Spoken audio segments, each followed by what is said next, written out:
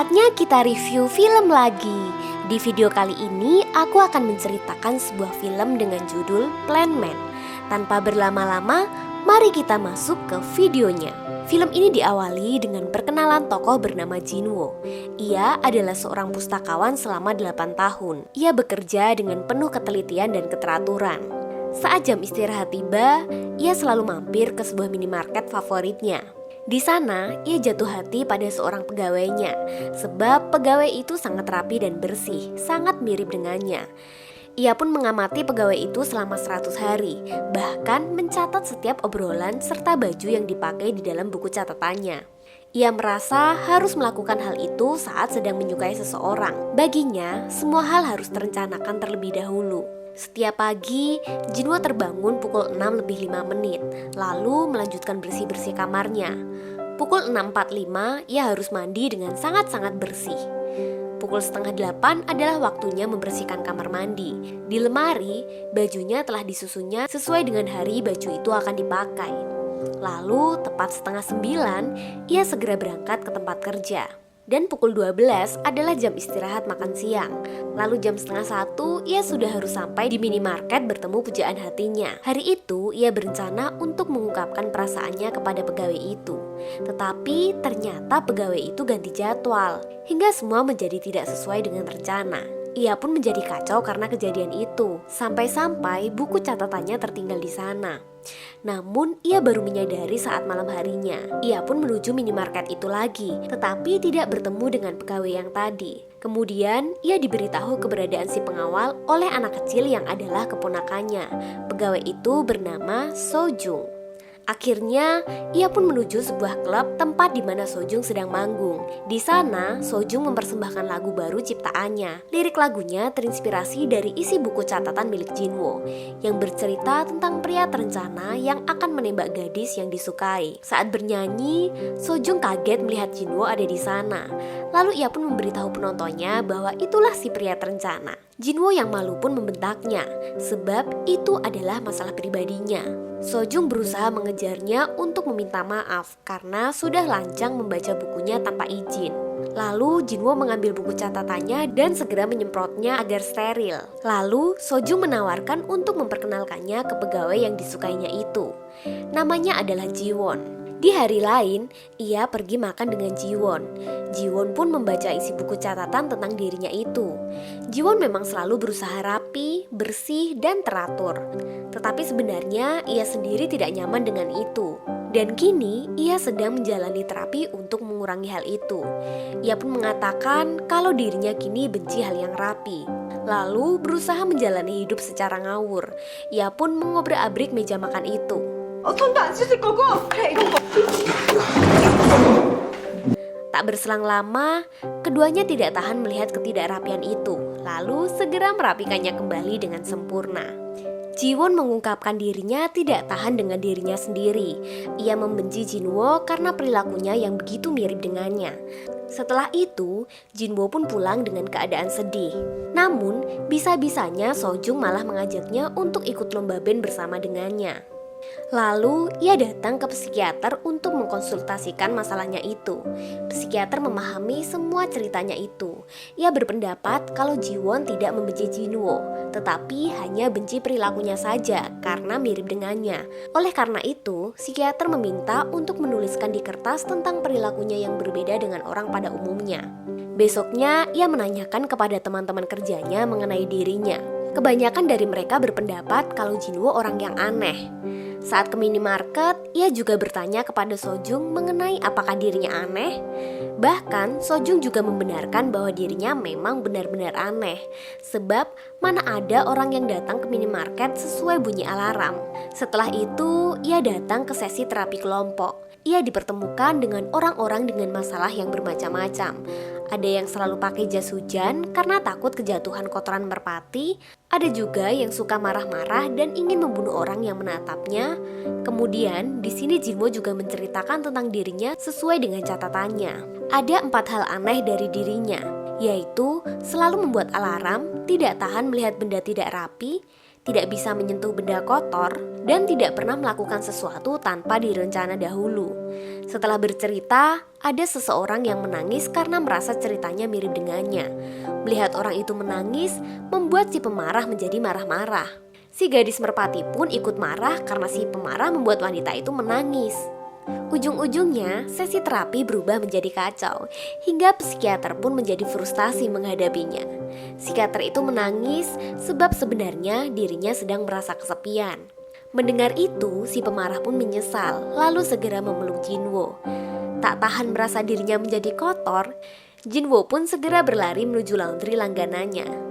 Hari itu menjadi hari yang mengerikan bagi Jinwo. Malam itu, ia mendatangi Jiwon di minimarket untuk memberitahunya kalau dia sudah ikut terapi dan ingin berubah. Tiba-tiba, Sojung mendesaknya untuk ikut band sebagai bukti kalau dia sudah berubah. Awalnya dia tidak mau, tetapi demi mendapatkan hati Jiwon, ia pun rela melakukannya. Setelah setuju bergabung band, Sojung mengambil jam tangan miliknya agar tidak perlu pasang alarm lagi. Sebelum tidur, ia tampak sangat gelisah sebab tidak terbiasa tanpa alarm. Ia berusaha menghitung waktu agar nantinya tidak terlambat bangun. Keesokan harinya, ia terbangun melihat jam sudah menunjukkan pukul 9. Ia pun dengan panik segera berlari menuju tempat kerjanya. Dan di kantor, ia meminta maaf atas keterlambatannya. Tak disangka, pimpinan dan rekan kerjanya malah bertepuk tangan. Sebab sudah 9 tahun dirinya tidak pernah terlambat sekalipun. Meeting pun dilanjutkan, tetapi ia tidak fokus saat berbicara. Sebab ia gregetan melihat ketidakteraturan di sekitarnya. Pemimpin pun mengizinkannya untuk merapikan apapun agar puas.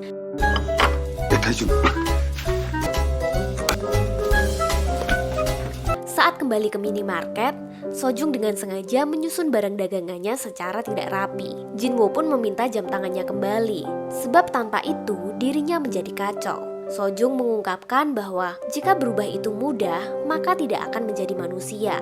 Lalu ia pun mengajak ke rumahnya untuk berlatih memainkan musik. Sebelum main piano, ia harus membersihkan dahulu dengan tisu supaya benar-benar bersih. Tak disangka, kemampuannya dalam bermain piano sungguh luar biasa. Sojung yang kagum dengan permainannya langsung memeluknya saking senangnya. Dan seperti biasa, Jinwo berlari menuju laundry karena merasa tubuhnya ternodai akibat pelukan itu. Hal itu membuatnya terlambat kembali ke kantor. Saat di kantor, ada seseorang yang sedang presentasi di depan. Jinwo tampak ketakutan, lalu segera izin meninggalkan ruangan itu. Orang itu menampilkan foto anak kecil yang IQ-nya di atas 200. Oke, kita kembali ke sesi terapi kelompok. Jinwo menceritakan kekacauan yang baru saja terjadi. Ia terlambat datang kerja dan kini ia sudah 92 jam tanpa menggunakan alarm. Mendengar itu, psikiater memberinya tepuk tangan atas pencapaian perubahan yang terjadi. Tiba-tiba teleponnya berbunyi. Awalnya ia tidak mau mengangkat, tetapi psikiater menyuruhnya agar mengangkat saja dan tidak masalah. Ternyata Sojung menyuruhnya untuk segera datang ke klub. Psikiater kembali mendorongnya untuk mau melakukan kegiatan yang tidak direncanakan sebelumnya. 빨리 와요. 여보세요. 저요. 빨리요. Akhirnya, ia pun datang ke klub menyaksikan penampilan panggung Sojung. Seusai manggung, Sojung menyodorkannya lagu yang akan dibawakan bersamanya saat lomba nanti. Kemudian, Sojung meninggalkannya agar bisa ngobrol berdua dengan Jiwon. Keduanya membicarakan terapi yang sudah dijalani. Jinwo pun mengikuti terapi itu 2 kali dalam seminggu. Kini, ia sudah berhasil melawan 3 dari 4 perilaku anehnya. Ia pun memberi tanda centang di buku catatannya. Keesokan harinya, ia ditelepon oleh Sojung yang menanyakan tentang lagunya. Ia pun mengomentari kalau judul lagunya aneh, sebab judulnya adalah Pria Beristri. Kemudian, Sojung mengajaknya untuk pergi makan bersama. Sesampainya di tempat makan, Sojung memberitahu bahwa dirinya sudah jadi mendaftarkan band untuk mengikuti lomba. Tiba-tiba datanglah 3 orang yang adalah teman band Sojung yang dulu. Mereka merendahkan Sojung yang berencana mengikuti kompetisi band yang sama dengan mereka. Di situ Sojung tampak tidak peduli, lalu mengajak Jinwo untuk bersulang minum-minum saja. Setelah itu, Sojung menceritakan kalau lagu Pria Beristri adalah kisah nyatanya dengan salah satu juri di lomba nanti. Besoknya, Jinwoo sudah bisa menahan diri dengan kejorokan teman-teman kerjanya. Di sesi terapi, teman-temannya juga menunjukkan kemajuan untuk berubah. Setelah terapi itu, ia melanjutkan untuk latihan dengan Sojung. Di situ, Sojung mengajarinya agar tampil lebih gila saat manggung nanti. Kini, tibalah hari di mana lomba band. Jinwoo tampak gugup saat menunggu bandnya dipanggil. Ia berusaha menghafal lirik bagian yang akan dinyanyikannya. Tiba-tiba, muncullah salah satu juri yang sebelumnya diceritakan oleh Sojung. Juri itu datang menghampiri dan memeluknya sebab sudah lama tidak bertemu. Ia berbisik kalau dirinya nanti akan memberi komentar yang bagus padanya. Tibalah saat tampil di audisi. Sojung mulai menyanyikan lagunya yang berjudul Pria Beristri. Mendengar lirik lagunya, raut wajah si juri tampak sangat kesal. Apalagi Jinwoo menyebut pria beristri sambil menunjuk ke arahnya. Akhirnya, si juri itu pun memberikan komentar buruk sebab lirik lagunya lucu dan permainan musiknya jelek. 노랫말로 뭐 이렇게 막 웃기면 다 되는 줄 아나 보네. 또 하나 전체적인 안정감이 없잖아요. Ia satu-satunya juri yang berkomentar negatif, sedangkan juri yang lainnya berkomentar positif dan meloloskan bandnya ke babak selanjutnya. Di tempat lain, ada seorang MC nasional yang telah lama tidak muncul di televisi. Ia baru saja mengomel karena jobnya sekarang yang memalukan. 야, 너 진짜! Tiba-tiba, ngomelnya terhenti karena melihat tayangan televisi yang menampilkan Jinwoo dengan permainan piano yang hebat. Keesokan harinya, Jinwoo mendapat kejutan dari rekan-rekan kerjanya yang memuji penampilan bermusiknya saat tampil di televisi. Tak disangka, MC nasional itu datang ke kantor untuk menemuinya. Jinwoo tampak berusaha menghindar saat MC itu menghampirinya. MC itu mengaku sudah lama mengenalnya. Dulu, keduanya ada dalam satu acara di televisi. Jinwoo dikenal masyarakat luas sebagai anak yang jenius, sebab dia bisa menghafal angka yang banyak. Siangnya, ia menemui Sojung untuk mengungkapkan bahwa dirinya ingin mundur dari kompetisi. Ia beralasan bahwa dirinya tidak nyaman menjadi pusat perhatian. Sojung pun berusaha menerima keputusannya itu. Setelah itu, saat Sojung sedang bermain dengan kucing, tiba-tiba ada pelanggan yang memanggilnya. Sehingga kucing itu dititipkan ke gendongan Jinwoo. Tak disangka, Jinwoo malah dikencingi oleh kucing itu hingga pingsan. 오줌 쌌어요? 아저씨! Ia pun segera dilarikan dengan ambulan. Saat siuman, ia memberontak, lalu meminta agar menuju ke laundry saja. Sesudah itu, keduanya berpapasan dengan si juri waktu itu. Ia menghina Sojung tidak waras, sebab telah menyanyikan lagunya saat tampil di televisi. Juri itu tampak sangat marah. Melihat itu, Jinwoo berusaha untuk membelanya dengan mengatakan kalau bandnya akan tetap lanjut di babak berikutnya. Lalu Sojung menangis di punggungnya. Dan gara-gara itu, Jinwoo harus kembali membawa jasnya itu ke laundry. Kita kembali ke sesi terapi. Kini ia sudah dapat bermimpi kembali saat tidur. Ia bermimpi tentang kenangannya bersama ibunya yang telah tiada. Keteraturan ibunya menurun padanya hingga kini dirinya berperilaku teratur. Semua peserta terapi bertepuk tangan memberi apresiasi. Lalu, psikiater mengumumkan kalau pertemuan selanjutnya adalah pertemuan yang terakhir. Maka akan diadakan sebuah pentas. Setiap peserta wajib mengundang satu orang lain. Setelah itu, Jinwoo pergi ke minimarket untuk mengajak seseorang datang ke acara pentasnya itu. Tiba-tiba, si pemilik minimarket mengambil undangan itu lalu memberikan pada Jiwon.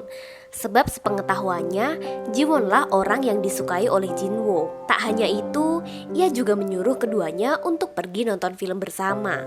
Saat sedang menunggu film dimulai, Jinwoo memuji perubahan yang terjadi pada tangan Jiwon. Ia mengungkapkan bahwa jika berubah itu mudah, maka seseorang tidak akan menjadi manusia. Mendengar itu, Jiwon menduga bahwa perkataan itu diberitahu oleh psikiater. Namun, ia mengaku kalau kata-kata itu didapat dari Sojung. Jiwon yang menyadari begitu pentingnya Sojung dalam perubahan Jinwoo, lalu mengembalikan undangan itu agar mengajak orang lain saja yang memang Jinwoo ingin untuk datang. Sedangkan Jinwoo kembali ke minimarket itu dengan gugup untuk memberikan undangan itu ke Sojung. Di tempat lain, MC nasional itu menemui produser acara kompetisi band. Ia menawarkan rencana untuk membongkar masa lalu Jinwo, si anak jenius yang pernah menghebohkan televisi di masa lalu. Lalu, produser itu pun juga melibatkan si juri dalam rencananya. Tiba di hari audisi babak kedua, sebelum bandnya dimulai, juri malah mengajukan pertanyaan-pertanyaan yang menyudutkan Sojung. Juri itu mengungkapkan kalau Sojung telah gila dengan sengaja mendekati pria walaupun sudah tahu pria itu sudah beristri. Jinwo pun berusaha membelanya, sebab tidak seharusnya bertanya hal seperti itu. Namun, juri itu malah kembali membongkar masa lalu Jinwo sebagai anak kecil ber-IQ 200 yang bersekongkol dengan ibunya untuk berbohong di acara televisi. Tidak terima dengan pernyataan itu, Jinwo pun berkelahi dengan juri itu. Setelah itu, Sojung berusaha untuk menenangkannya. Ia mempertanyakan kenapa Jinwo tidak pernah bercerita kepadanya tentang hal itu. Jinwo mengaku bahwa dirinya memang sangat jago mengingat di masa lalu, dan dia menderita gangguan jiwa obsesif kompulsif dan juga suka mengucilkan diri sendiri. Ia sudah berusaha untuk melupakan masa lalunya, bahkan juga berusaha melanjutkan kompetisi. Tetapi kini ia mempertanyakan apakah sebenarnya Sojung hanya memanfaatkannya saja. Sojung pun membantah dugaan itu. Lalu Jinwo berpikir bahwa mungkin sikap Sojung memang baik kepadanya, tetapi justru membawa dampak buruk padanya. Pada akhir percakapan, ia kembali mempertanyakan apakah Sojung benar-benar tidak tahu kalau pria itu sudah beristri. Mendengar itu, wajah Sojung menjadi sangat sedih. Lalu ia pun segera pergi. Setelah kejadian itu, televisi kembali menyiarkan berita tentang kasus kebohongan Jinwo di masa lalu. Bahkan, produser acara televisi menampilkan wawancara dengan rekan kerjanya yang mengatakan hal negatif tentang Jinwo. Di tempat kerja, rekan-rekan kerjanya tampak kesal karena video pernyataan wawancara mereka tidak ditampilkan secara utuh, sehingga kesan Jinwo adalah orang yang sangat buruk. Kini, teman-temannya kesulitan untuk menghubungi Jinwo, sebab ia tidak mengangkat teleponnya, bahkan tidak ada yang tahu rumahnya. Sementara itu, produser TV mengungkapkan kepada MC nasional itu bahwa perlu mendatangkan bintang tamu yang berpengaruh untuk mengangkat kasus Jinwo. Jika tidak bisa, maka nanti rating acara bisa memburuk. Di malam pentas, psikiater berusaha menghubungi Jinwo yang belum juga datang di acara itu. Sayangnya, ia tidak menjawab. Pemilik laundry mendatangi rumah Jinwo untuk mengantarkan jas yang dicucinya waktu itu. Namun, noda bekas air mata Sojung ternyata tidak bisa hilang. Malam itu, Sojung kembali bernyanyi di klub sambil teringat kenangannya bersama dengan Jinwo. Sementara itu, Jinwo berubah pikiran dan bergegas menuju tempat pentas. Di perjalanan, ia bertemu dengan kucing yang dulu. Ia pun kini memiliki keberanian untuk menyentuhnya. Kita kembali ke Sojung. Setelah selesai bernyanyi, ia menuju tempat si juri yang sedang melakukan syuting. Ia menghantam kepalanya dengan gitar. Ia melampiaskan kemarahannya sebab selama ini si juri itu sering menyebutnya dengan sebutan jalang gila. 그래, 내가 이 정도는 해야. Adegan pun kembali ke acara pentas. Si pemarah meminta maaf karena sering marah. Sebab ia marah bukan karena benci, tetapi karena marah pada dirinya sendiri. Ia sadar dirinya tidak bisa 100% berubah, tapi ia akan berusaha berubah sedikit demi sedikit. Seluruh penonton pun bertepuk tangan memberi apresiasi. Saat itu, Jinwo sudah hadir di ruangan itu untuk segera tampil ke depan. Sementara di sudut lain, ternyata ada MC nasional yang menyusup akan merekam momen di sana untuk dijadikan bahan rumor di televisi agar dirinya kembali tenar.